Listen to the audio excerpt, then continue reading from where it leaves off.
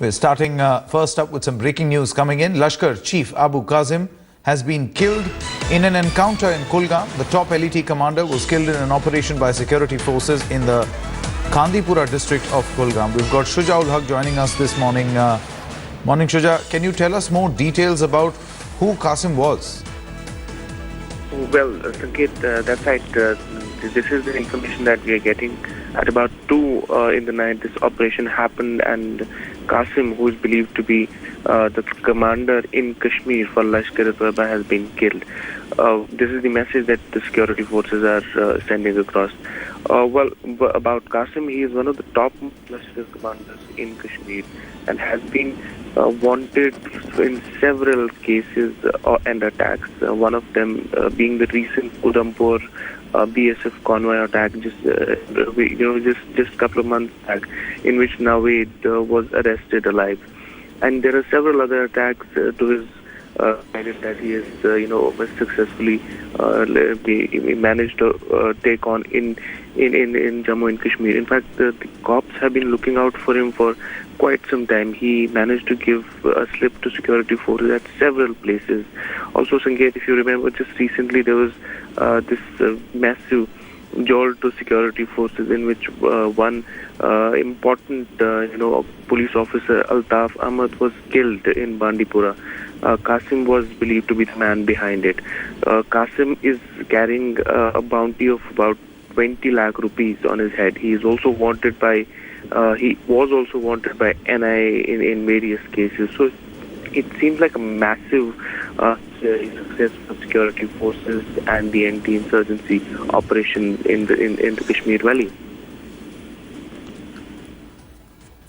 Okay, Shuja, if you could tell us a little more about this entire operation, how it was carried out, what was the tip-off that the security forces had received, who carried out this operation?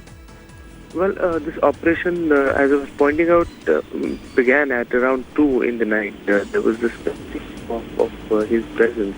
In fact, the cops and the security agencies have been on his tail after he carried out that murderous attack on a police officer just recently in Pura.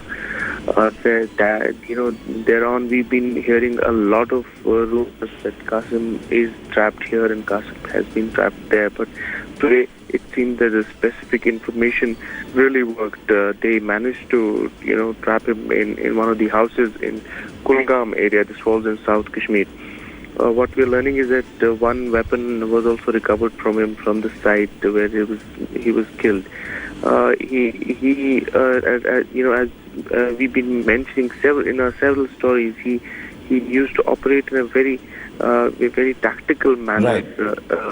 Moving around all across Kashmir Valley from north to south, and making sure that his men who come across from line of control are given specific targets and assignments before they can reach to their destination. That is exactly what he did with Udhampur attack also. He launched these militants from South Kashmir, sent them in on a truck and made sure that they carried out that attack. So in effect, if the security forces were saying that there was a handler that these Pakistani terrorists were in touch with here in India, then it could have been Abu Qasim, because he was representing the LET at that moment. Let's go across to Shiv Arur, who joins us at this moment. Morning, Shiv. This seems to be a big operation and a successful operation where they've been able to gun down the head of LET, a person responsible directly, as now the security forces claim, for many bombings on security establishments. Morning, Sanket. Absolutely correct. A big blow for the Lashkar-e-Taiba in terms of, losing a person who perhaps knows the Kashmir Valley and has been able to actually manage its terror assets within the Kashmir Valley better and for a longer duration than any other, regional commander in recent times.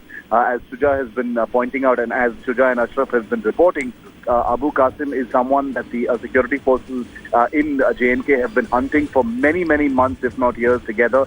He is credited with being either directly involved or having orchestrated and planned to the last detail at least 13 major terror attacks in J&K in just the last 18 months. He's understood to have crossed over somewhere around 3 to 4 years ago, after which he's managed to, create a very detailed infrastructure for the LET, actually facilitating, such a frequent flurry of attacks in which the LET has had a hand. And as Shuja pointed out, he's been spotted or, given security forces the slip in so many locations in Kashmir, completely baffling the security forces. The fact that he's been able to, travel from one district to another without being captured and evading detection is something that has, perplexed security forces, both the army and the special operations group.